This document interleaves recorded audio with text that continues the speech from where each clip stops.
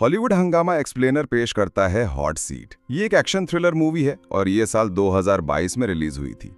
तो मूवी की शुरुआत में हमें गाड़ी में बॉम्ब लगा हुआ दिखते हैं और जैसे ही एक आदमी उस गाड़ी में बैठता है तो गाड़ी में धमाका हो जाता है और तभी हम ओलैंडो के नाम के एक आदमी को देखते हैं जो इस धमाके वाली जगह से कुछ दूर वॉक करके अपने घर की तरफ जा रहा होता था। उसकी बीवी का नाम किम और उसकी बेटी का नाम उई है। ओरलैंडो जब अपने घर पहुंचता है तो उसकी बीवी उसे बताती है कि आज उसकी बेटी की सालगिरह है, इसीलिए उसे आज घर ही रहना चाहिए। जिस पर ओरलैंडो कहता है नहीं, मुझे ऑफिस में बहुत काम है।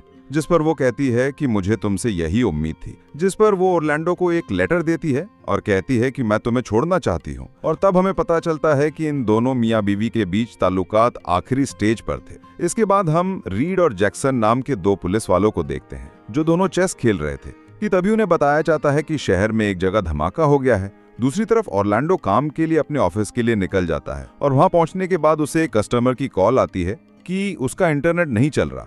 अब ओरलैंडो जो कि हैकिंग का मास्टर है, वो चंद ही मिनटों में उस कॉलर का इंटरनेट सही कर देता है। और तभी कमरे में ओरलैंडो का साथी एंजो एंट्री करता है और ओरलैंडो को एक बॉक्स देता है और कहता है कि ये बॉक्स उसके बॉस ने भेजा है।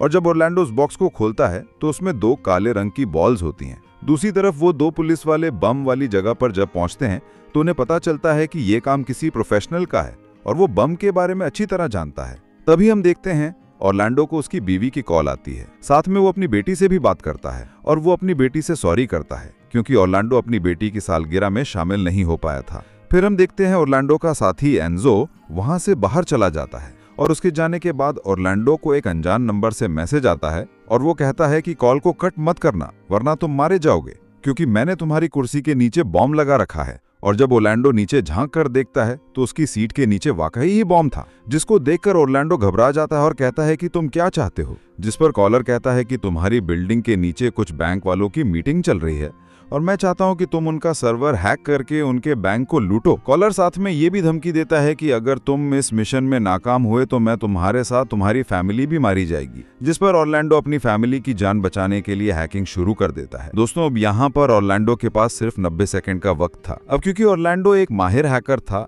इसीलिए वो सिक्योरिटी के सारे लेयर को तोड़कर किसी भी तरह उस बैंक को लूट लेता है। अब इसी दौरान कमरे में एंजो की गर्लफ्रेंड अंदर आती है, जिसको देख कॉलर उस लड़की को भी धमकी देता है कि तुम कमरे से बाहर जाने की कोशिश की तो वो पूरी बिल्डिंग को धमाके से उड़ा देगा। जिस पर वो लड़की भी अब ओरलैंडो के साथ कमरे में फंस जाती है। अब वो हैकर बैंक का वो सारा पैसा ओरलैंडो के अकाउंट में डाल देता है। तभी हम देखते हैं कि एंजो भी वापस वहां कमरे में आ गया है, जिस पर वो कॉलर उसे भी धमकी देता है, मगर एंजो कमरे से बाहर लिफ्ट की तरफ भागता है। लेकिन एंजो जैसे ही लिफ्ट में जाता है तो वहां एक जोरदार धमाका हो जाता है। दरअसल कॉलर सीसीटीवी कैमरे से कमरे में होने वाली हर हरकत को देख रहा था।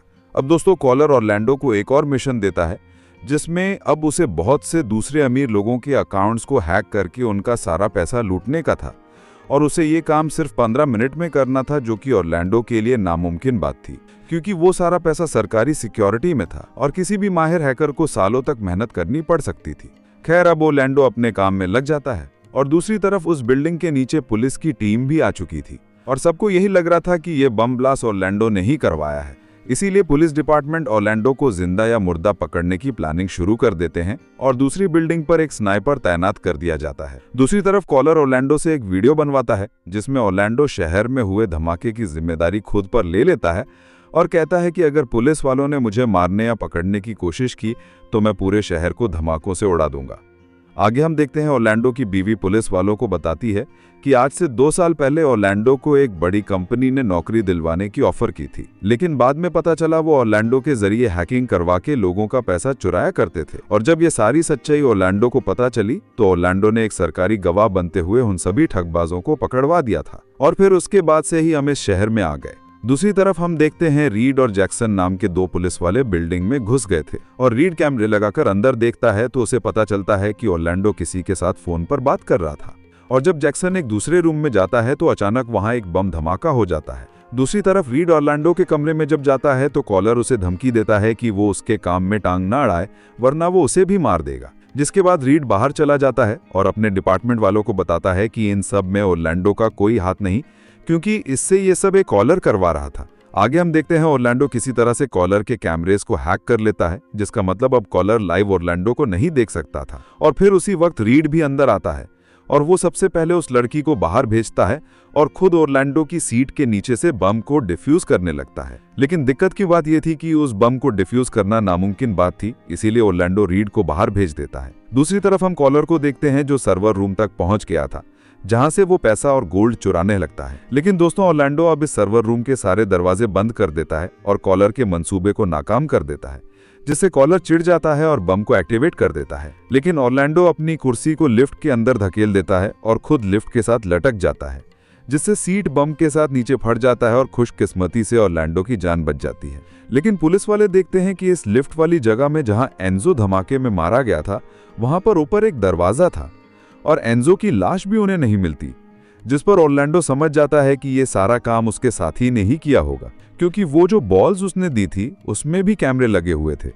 अब दूसरी तरफ अब हम एंजो को देखते हैं, जो अभी जिंदा था और अपना मंसूबा फेल होने के बाद वो ऑरलैंडो की फैमिली को बंदी बना लेता है और कुछ देर बाद ऑरलैंडो और रीड वहां पहुंच जाते हैं और रीड अपनी गन से एंजो को शूट कर देता है और आखिर में ऑरलैंडो अपनी फैमिली के साथ वापस अपने घर की तरफ निकल जाता है। तो दोस्तों, यहाँ पर ये मूवी खत्म हो जाती है।